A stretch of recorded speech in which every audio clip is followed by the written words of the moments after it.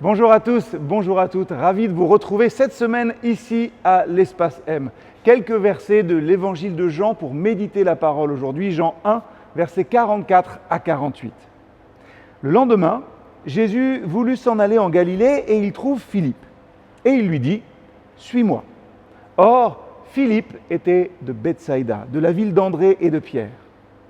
Philippe trouve Nathanaël et lui dit « Nous avons trouvé celui dont Moïse a écrit dans la loi et dont les prophètes ont parlé, Jésus, le fils de Joseph de Nazareth. » Et Nathanaël lui dit « Peut-il venir quelque chose de bon de Nazareth ?»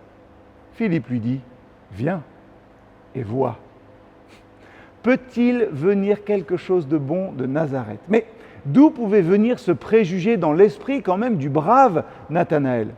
Peut-être du fait que Nazareth était en Galilée, que c'était une petite et obscure localité. Nathanaël aussi, il était de Cana à une lieue, c'est-à-dire environ 5 kilomètres de Nazareth. Alors, est-ce qu'il cédait à une jalousie, j'allais dire un petit peu mesquine, qui peut exister entre villes, entre villages, entre équipes de foot, et qui ne lui permettait pas de croire que quelque chose de bon pouvait sortir de cette localité ?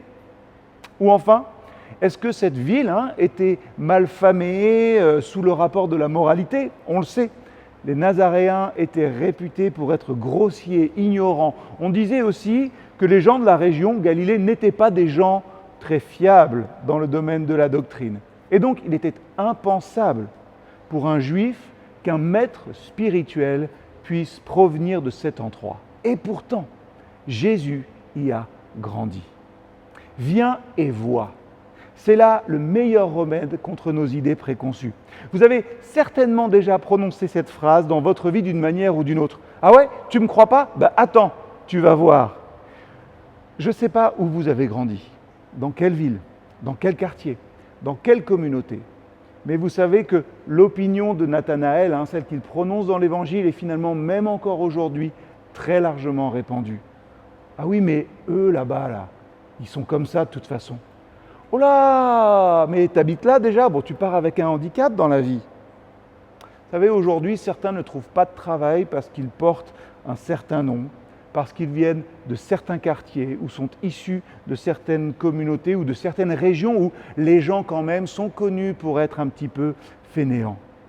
Moi, j'aime que l'évangéliste ait laissé dans son récit cette petite phrase de Nathanaël, cette petite remarque, ce petit préjugé-là. Elle me permet de redire une vérité à saisir dans nos vies. Dieu peut susciter où il veut des personnes fiables, intelligentes et disposées à le servir dans la vérité.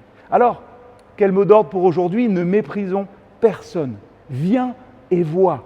C'est là le meilleur remède contre les opinions préconçues, contre les préjugés.